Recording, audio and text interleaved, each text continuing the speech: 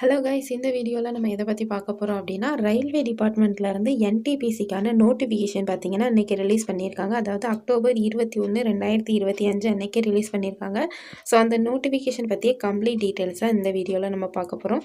So இது ஆக்சுவலாக என்ன அப்படின்னா, என்டிபிசின்னு சொல்லுவாங்க, நான் டெக்னிக்கல் பாப்புலர் கேட்டகரிஸ் கிராஜுவேட் லெவலுக்கு மட்டும் நோட்டிஃபிகேஷன் ரிலீஸ் பண்ணியிருக்காங்க. அண்டர் கிராஜுவேட்டுக்கு வந்து இன்னும் ரிலீஸ் பண்ணலை. ஸோ அது ரிலீஸ் பண்ணவும் நம்ம சேனலில் வீடியோ அப்லோட் பண்ணுறோம். ஸோ இது வந்து எதுக்கு அப்படின்னா, நான் டெக்னிக்கல் பாப்புலர் கேட்டகரிஸ், அதாவது என்டிபிசி கிராஜுவேட் லெவலுக்கு மட்டும். ஓகேவா? ஸோ இந்த நோட்டிஃபிகேஷன் பற்றி இம்பார்ட்டன்ட் டீட்டெயில், அப்புறம் இது என்ன ஜாப், சேலரி எவ்வளோ, எல்லாம் ஏஜ் லிமிட் என்ன, எலிஜிபிலிட்டி எல்லாமே இந்த வீடியோவில் நம்ம ஃபுல்லாக பார்க்கலாம். ஸோ ஃபஸ்ட்டு பார்த்தீங்க அப்படின்னா இம்பார்ட்டன்ட் டேட் பாருங்கள். இது opening date of online application, அதாவது நோட்டிஃபிகேஷன் வந்து இன்றைக்கி தான் வந்தது. ஸோ இன்னையிலேருந்தே நீங்கள் ஆன்லைன் அப்ளிகேஷன் வந்து ஸ்டார்ட் பண்ணலாம். October 21, 2025. Closing date for submission of online application என்றைக்கு அப்படின்னா 20/11/2025 11:19 நைட் வரை நீங்கள் அப்ளை பண்ணிக்கலாம். நெக்ஸ்ட் மந்த் 20ஆம் வரை. So last date for application fees payment for the submitted application எப்போ அப்படின்னா 22/11/2025 வரை நீங்கள் ஃபீஸ் பேமெண்ட் வந்து பண்ணிக்கலாம். ஸோ இது வந்து கரெக்ஷன் விண்டோ எப்போது ஸ்டார்ட் ஆகும் அப்படின்னா 23/11/2025 2/12/2025 வரை நீங்கள் இன்கேஸ் ஏதாவது மிஸ்டேக் விட்டுருந்தீங்க அப்படின்னா கரெக்ஷன் பண்ணிக்கலாம். கரெக்ஷன் விண்டோவுக்கு டைம் கொடுத்துருக்காங்க. ஸோ ஸ்க்ரைப் வந்து நீங்கள் உங்களுக்கு தேவைப்பட்டது ஸ்க்ரைப் கேண்டிடேட் ப்ரொவைட் பண்ணணும்னா அதுக்கான டைம் பார்த்தீங்க அப்படின்னா 3/12/2025 7/12/2025 வரை கொடுத்துருக்காங்க. ஸோ எக்ஸாம் அப்ளிகேஷன் இன்னிலேருந்தே ஸ்டார்ட் ஆகிட்டு 21/10/2025 க்ளோசிங் டேட் வந்து 20/11/2025. எலிஜிபிள் இருக்கிறவங்க மேக்ஸிமம் இந்த மந்த் இல்லைனா நெக்ஸ்ட் மந்த்து ஸ்டார்டிங் 1 வீக்கில் அப்ளை பண்ணிடுங்க. நெக்ஸ்ட் மந்த் வர 20ஆம் தேதி வரைக்கும் வெயிட் பண்ணிகிட்ருக்காதீங்க. ஏன்னா இப்போ லாஸ்ட் எக்ஸாமுக்கு செக்ஷன் கண்ட்ரோலர் எக்ஸாமுக்கு நிறைய பேர் லாஸ்ட் டைமில் எனக்கு நிறைய ப்ராப்ளம் இருக்குது அப்படின்ட்டு போன வீடியோவில் கமெண்ட் பண்ணியிருந்தீங்க. ஸோ அந்த மாதிரி லாஸ்ட் டேட் வரைக்கும் வெயிட் பண்ணிகிட்ருக்காதீங்க. இந்த மந்த்துக்குள்ளே இல்லை அப்படின்னா நெக்ஸ்ட் மந்த்து ஸ்டார்டிங்லேயே நீங்கள் அப்ளை பண்ணிடுங்க. ஓகேவா? ஸோ இதுக்கு வேகன்சி பாருங்கள். என்னென்ன போஸ்ட்லாம் கொடுத்துருக்காங்க அப்படின்னா, சீஃப் கமர்ஷியல் டிக்கெட் சூப்பர்வைசர் வந்து இதோட சேலரி பார்த்தீங்கன்னா 35,400 கொடுத்துருக்காங்க. ஸோ இதுக்கு வேகன்சி எவ்வளோ இருக்குது அப்படின்னா 161 வேகன்சி கொடுத்துருக்காங்க. ஸோ இது வந்து ஏஜ் லிமிட் எல்லாமே 18 to 33, அதாவது 18 வயசுலேருந்து 33. ஏஜ் ரிலாக்ஸேஷன் நம்ம பின்னாடி பார்க்கலாம். நெக்ஸ்ட்டு ஸ்டேஷன் மாஸ்டர் பாருங்கள். இதோட சேலரி பார்த்தீங்கன்னா 35,400 ஸ்டார்ட் ஆகுது. ஸோ இதோட வேகன்சி எவ்வளோ கொடுத்துருக்காங்கன்னா 615 கொடுத்துருக்காங்க. நெக்ஸ்ட்டு குட்ஸ் ட்ரெயின் மேனேஜர், இதோட வேகன்சி பார்த்தீங்கன்னா 29,200 ஸ்டார்ட் ஆகுது. ஸோ இதுக்கு வேகன்சி பார்த்தீங்கன்னா 3,416 கொடுத்துருக்காங்க. So next junior accounts assistant typist பார்த்தீங்கன்னா 29,200 இதோட பேசிக் சேலரி வந்து ஸ்டார்ட் ஆகுது. வேகன்சி பார்த்தீங்க அப்படின்னா 921 கொடுத்துருக்காங்க. நெக்ஸ்ட்டு சீனியர் கிளர்க் டைப்பிஸ்ட் வந்து 29,200 ஸ்டார்ட் ஆகுது. ஸோ வேகன்சி 638 கொடுத்துருக்காங்க. இது வந்து ஆல் ஓவர் இந்தியா வேகன்சி. ஓகேவா? டிராஃபிக் அசிஸ்டண்ட் வந்து பேசிக் சேலரி 25,500 ஸ்டார்ட் ஆகுது. ஸோ இதோட வேகன்சி பார்த்தீங்கன்னா 59 கொடுத்துருக்காங்க. இது வந்து ஆல் ஓவர் இந்தியா. ஓகேவா? ஸோ ஓவராலாக எவ்வளோ வேகன்சி அப்படின்னா 5,810 கொடுத்துருக்காங்க. இது just graduate level. So under graduate வந்து இன்னும் அங்கே ரிலீஸ் பண்ணலை. ஸோ அது ரிலீஸ் பண்ணவும் அது எவ்வளோ இருக்குன்னு பார்க்கலாம். இது என்டிபிசி கிராஜுவேட் லெவலுக்கு 5,810 வேகன்சி கொடுத்துருக்காங்க. ஸோ இது மேபி இன்க்ரீஸ் ஆகலாம். நெக்ஸ்ட்டு என்ன சொல்லியிருக்காங்க அப்படின்னா, அதாவது கேண்டிடேட்ஸ் வந்து இதோட எலிஜிபிலிட்டி என்னென்னா எனி டிகிரி முடிச்சிருந்தாலும் ஓகே தான். ஃபைனல் இயர் படிச்சுட்டு டிகிரி ரிசல்ட்டுக்காண்டி வெயிட் பண்ணிகிட்ருப்பாங்கள்ல, அவங்க வந்து இதுக்கு அப்ளை பண்ண முடியாது. ஏன்னா டிகிரி வந்து கண்டிப்பாக முடிச்சிருந்தவங்க மட்டும்தான் அப்ளை பண்ண முடியும். ஸோ கொடுத்துருக்காங்க பாருங்கள். Candidates waiting for final result of prescribe educational qualification are not eligible to apply. ஓகேவா? ஸோ உங்களுக்கு ஃபைனல் ரிசல்ட்டுக்காண்டி வெயிட் பண்ணிட்டு இருந்தீங்க அப்படின்னா நீங்கள் அப்ளை பண்ண முடியாது. டிகிரி முடித்தவங்க மட்டும்தான் இதில் வந்து அப்ளை பண்ண முடியும். ஸோ நெக்ஸ்ட்டு இம்பார்ட்டன்ட் பார்க்கலாம். நெக்ஸ்ட்டு பாருங்கள், free train travel facility. So இது வந்து என்ன அப்படின்னா எஸ்சி/எஸ்டி கேண்டிடேட்டுக்கு வந்து நீங்கள் ரெக்வஸ்ட் பண்ணலாம். எதுக்கு அப்படின்னா ஃப்ரீ ஸ்லீப்பர் கிளாஸோட உங்களுக்கு வந்து ரயில்வே டிக்கெட் வந்து ப்ரொடியூஸ் பண்ணுவாங்க. இது வந்து உங்களுக்கு எப்படி வரும்னா உங்களுக்கு கால் லெட்டரோட சேர்த்து நீங்கள் இதையும் டவுன்லோட் பண்ணிக்கிற மாதிரி இருக்கும். ஸோ இது வந்து நீங்கள் ரெக்வஸ்ட் பண்ணால் மட்டும்தான் கிடைக்கும். ஸோ இந்த ஃபெசிலிட்டி உங்களுக்கு வேணும் அப்படின்னா நீங்கள் ரெக்வஸ்ட் பண்ணி நீங்கள் யூஸ் பண்ணிக்கலாம். ஸோ இந்த நெக்ஸ்ட் இந்த மெடிக்கல் ஸ்டாண்டர்ட் விஷன் ஸ்டாண்டர்ட் கொடுத்துருக்காங்க. அது லைட்டாக ரீட் பண்ணிக்கோங்க. நெக்ஸ்ட்டு ஏஜ் லிமிட் பாருங்கள். ஸோ ஏஜ் லிமிட் பார்த்தீங்க அப்படின்னா காமனாக 18லேருந்து 33 ஏஜ் வரை கொடுத்துருக்காங்க. So for all communities or categories என்ன கொடுத்துருக்காங்கன்னா 1/1/2008க்கு அப்புறம் நீங்கள் பிறந்திருந்தீங்கன்னா அந்த இதுக்கு வந்து நீங்கள் அப்ளை பண்ண முடியாது. Not born after 1/1/2008. ஸோ மீதி இந்த கேட்டகரிக்கு என்ன கொடுத்துருக்காங்க அப்படின்னா யூஆர் அல்லது இடபிள்யூஎஸ் வந்து 2/1/1993க்கு முன்னே நீங்கள் பிறந்திருந்தீங்கன்னா நாட் எலிஜிபிள். ஓபிசி கேட்டகரி பார்க்கும்போது 2/1/1990க்கு முன்னே பிறந்திருந்தா நாட் எலிஜிபிள். அதுக்கப்புறம் எஸ்சி எஸ்டிக்கு வந்து 2/1/1988க்கு முன்னே பிறந்திருந்தா இவங்களுக்கு வந்து நாட் எலிஜிபிள். ஓகேவா? ஸோ இது வந்து ஏஜ் லிமிட் அந்தந்த கேட்டகரிக்கு கொடுத்துருக்காங்க. ஸோ அது கரெக்டாக பார்த்து அப்ளை பண்ணிக்கோங்க. அது போக இந்த ரிசர்வேஷன் ஏஜ் ரிலாக்ஸேஷனும் கொடுத்துருக்காங்க. அதையும் லைட்டாக பார்த்துக்கோங்க. So next educational qualification already பார்த்துருந்தோம். எனி டிகிரினாலும் ஓகே தான். ஃபைனல் ரிசல்ட்டுக்கு வெயிட் பண்ணிகிட்ருக்கவங்க அப்ளை பண்ண முடியாது. டிகிரி கம்ப்ளீட் பண்ணியிருக்கவங்க மட்டும்தான் அப்ளை பண்ண முடியும். ஓகேவா? ஸோ எக்ஸாம் ஃபீஸை பொறுத்த வரைக்கும் எல்லா கேண்டிடேட்ஸ்க்கும் 500 ருபீஸ் நீங்கள் பே பண்ணுற மாதிரி இருக்கும். இது வந்து ஒன் டைம் பேமெண்ட் தான். அதாவது இப்போது நீங்கள் சிபிடி எக்ஸாம் ஃபஸ்ட் எக்ஸாம் எழுதிட்டீங்க அப்படின்னா உங்களுக்கு வந்து இந்த அமௌண்ட் வந்து ரீஃபண்ட் பண்ணிடுவாங்க. ஓகேவா? So 500 for all candidates. யாருக்கெல்லாம் 250 அப்படின்னா எஸ்சி கேண்டிடேட், அப்புறம் எஸ்டி, எக்ஸ் சர்வீஸ்மேன், பிடபிள்யூபிடி, அப்புறம் ஃபீமேல் டிரான்ஸ்ஜெண்டர், இபிசி அதாவது எக்கனாமிக்கலி பேக்வேர்டு கால்ஸ் இவங்களுக்கெல்லாம் என்ன அப்படின்னா 250 நீங்கள் ஆன்லைன் பேமெண்ட் பண்ணால் போதும். ஸோ இதுவுமே நீங்கள் வந்து ஃபஸ்ட் எக்ஸாம் அதாவது சிபிடி 1 எழுதிட்டீங்க அப்படின்னா உங்களுக்கு 250 ரிட்டன் ஆயிரும். 500 பே பண்ணுறவங்களுக்கு வந்து 400 வந்து அவங்க ரிட்டன் பண்ணிடுவாங்க. ஓகேவா? ஸோ இது வந்து நீங்கள் ஃபஸ்ட்டு ஸ்டேஜ் இந்த சிபிடி எழுதுனாலே உங்களுக்கு வந்து ரிட்டன் ஆயிரும். ஓகேவா? ஸோ நெக்ஸ்ட்டு இம்பார்ட்டண்ட் கொடுத்துருக்கிறது பார்க்கலாம். நெக்ஸ்ட்டு ரெக்ரூட்மெண்ட் ப்ராசஸ் பாருங்கள். ஸோ இது வந்து ஃபஸ்ட் டைம் சிபிடி நடக்கும். ஸோ இதுக்கு வந்து நம்ம வந்து ஒன் டைம் தான் ஆன்லைன் அப்ளிகேஷன் பண்ணுவோம். அதுதான் ஹோல் ப்ராசஸுக்கும் நம்ம இது பண்ணுற மாதிரி இருக்கும். ஸோ ஃபஸ்ட்டு என்ன அப்படின்னா first stage of computer based test, அதாவது சிபிடி உங்களுக்கு ஆன்லைனில் நடக்கும். அந்த சிபிடி வந்து நீங்கள் கிளியர் பண்ணியிருந்தீங்க அப்படின்னா அவங்க கொடுத்துருக்க கட் ஆஃப்குள்ளே வந்தீங்க அப்படின்னா second stage of computer based test, அதாவது 2வது சிபிடி ஆன்லைனில் நடக்கும். ஸோ அது கிளியர் பண்ணுறவங்களுக்கு நெக்ஸ்ட்டு பார்த்தீங்க அப்படின்னா computer based typing skill test நடக்கும். ஓகேவா? அல்லது கம்ப்யூட்டர் பேஸ்டு ஆப்டிடியூட் டெஸ்ட்டு, ரெண்டில் ஏதாவது ஒன்று அவங்க என்ன சொல்கிறாங்களோ அந்த மாதிரி வைப்பாங்க. அதாவது ஆர்ஆர்பி நோட்டீஸ் படி இது பண்ணுவாங்க. இதுலேயும் நீங்கள் கிளியர் பண்ணிட்டீங்க அப்படின்னா டாக்குமெண்ட் வெரிஃபிகேஷன், மெடிக்கல் எக்ஸாமினேஷன் முடிஞ்சதுக்கப்புறம் உங்களுக்கு வந்து போஸ்டிங் செலக்ட் பண்ணிடலாம். ஸோ இந்த இது வந்து டேட் எல்லாமே இப்போதைக்கு எதுவும் சொல்லலை, பின்ன சொல்கிறேன் அந்த மாதிரி தான் சொல்லியிருக்காங்க. ஸோ இப்போ நம்ம வந்து எக்ஸாம் ப்ராசஸ் கொஞ்சம் ப்ரீஃபாக பார்க்கலாம். First stage of computer based test, அதாவது சிபிடி ஃபஸ்ட்டு டெஸ்ட் எப்படி இருக்கும் அப்படின்னா டோட்டலாக உங்களுக்கு வந்து 90 மினிட்ஸ், அதாவது 1.5 மணி நேரம் கொடுப்பாங்க.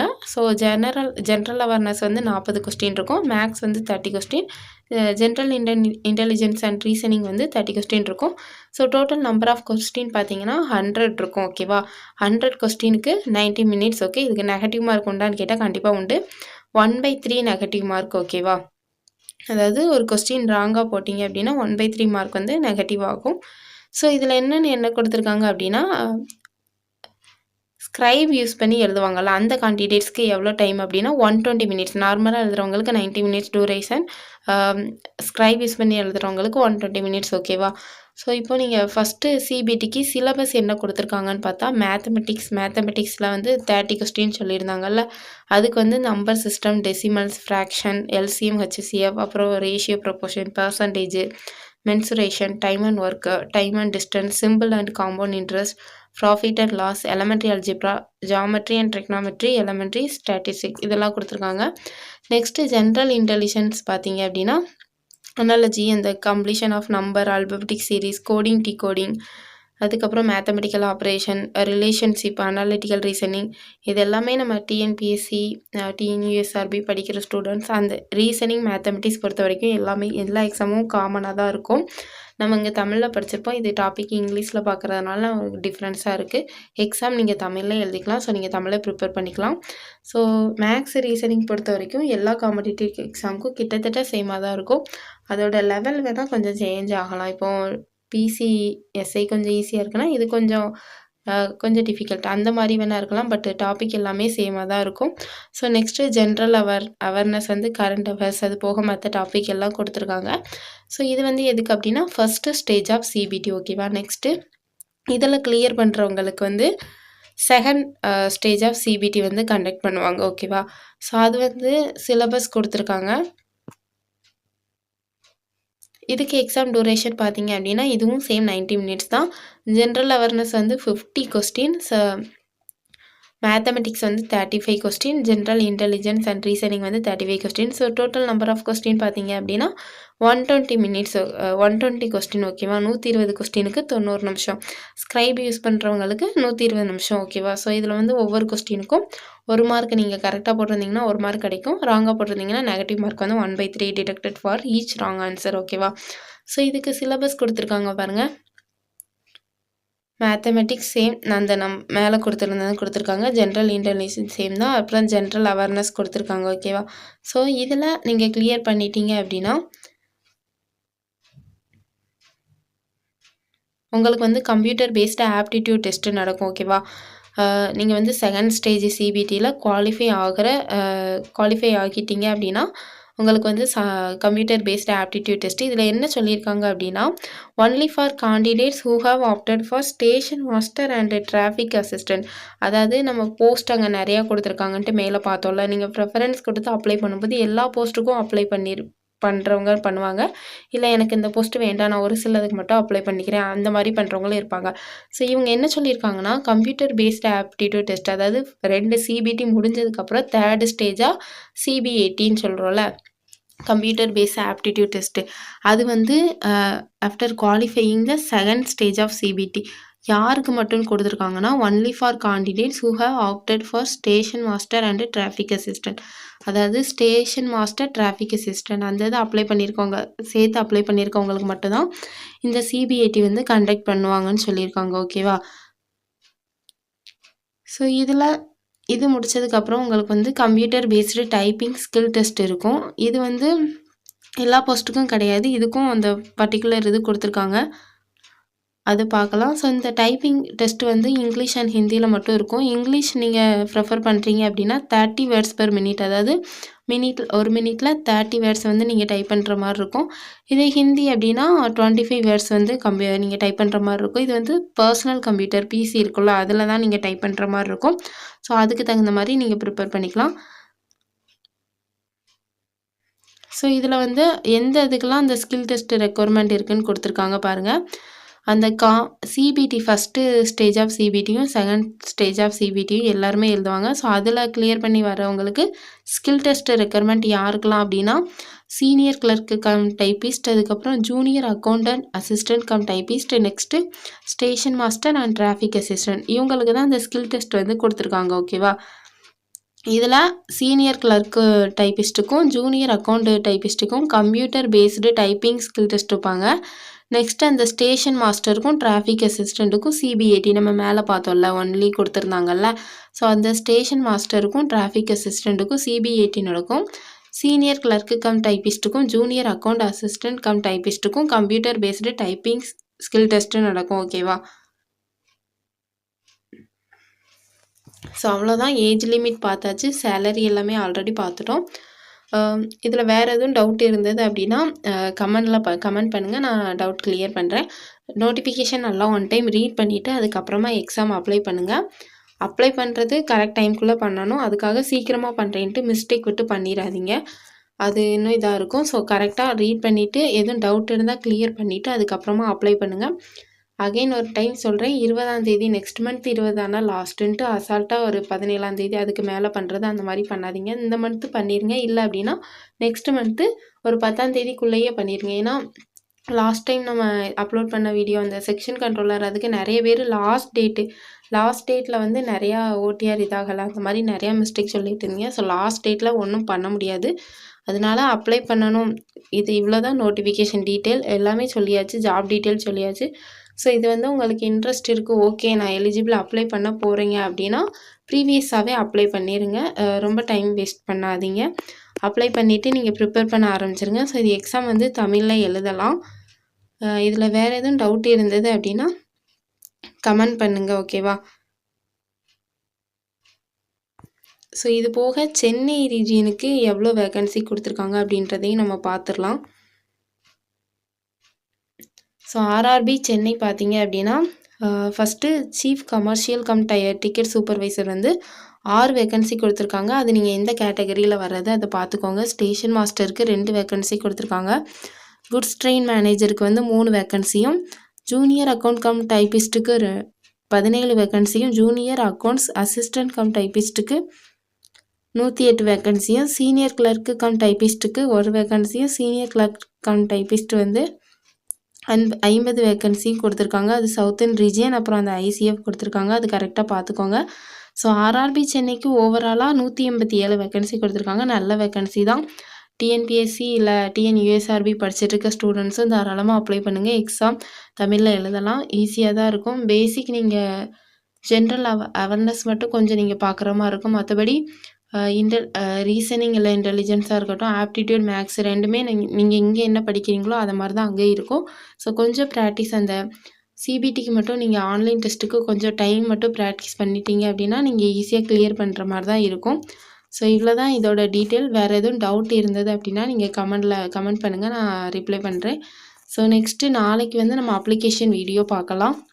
எப்படி அப்ளை பண்ணுறதுன்னு நோட்டிஃபிகேஷன் கிளியராக ரீட் பண்ணிவிட்டு அதுக்கப்புறமா நீங்கள் அப்ளை பண்ணுங்கள். மிஸ்டேக் எதுவும் விட்டுறாதீங்க. ஸோ ஓபிசி சர்டிஃபிகேட்டு வாங்கலை அப்படின்னா வாங்கிட்டு அதுக்கப்புறமா அப்ளை பண்ணுங்கள். ஓகேவா? ஸோ நீங்கள் இன்னும் சேனல் சப்ஸ்கிரைப் பண்ணலை அப்படின்னா சப்ஸ்கிரைப் பண்ணிக்கோங்க. உங்கள் ஃப்ரெண்ட்ஸ் படிச்சுட்ருக்கவங்களுக்கும் இந்த வீடியோ ஷேர் பண்ணுங்கள். சப்ஸ்கிரைப் பண்ணிவிட்டு பக்கத்தில் இருக்க பெல் பட்டன் கிளிக் பண்ணிக்கோங்க. அப்போ தான் நான் அப்லோட் பண்ணுற வீடியோஸ் வந்து உங்களுக்கு நோட்டிஃபிகேஷனாக உடனே வரும். ஸோ நெக்ஸ்ட்டு அப்ளிகேஷன் வீடியோவில் பார்க்கலாம். தேங்க்யூ.